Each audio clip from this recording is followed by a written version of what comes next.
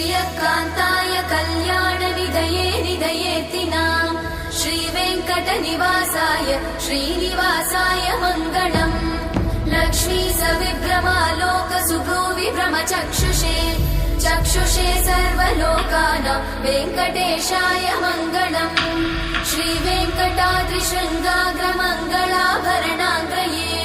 मङ्गलानां निवासाय श्रीनिवासाय मङ्गलम्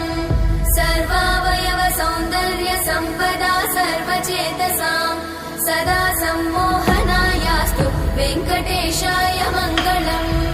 नित्याय निरवध्याय सत्यानन्दचिदात्मने सर्वान्तरात्मने श्रीमद् वेङ्कटेशाय मङ्गलम् स्वतः सर्वविदे सर्वशक्तये सर्वशेषिने सुलभाय सुशीलाय वेङ्कटेशाय मङ्गलम्।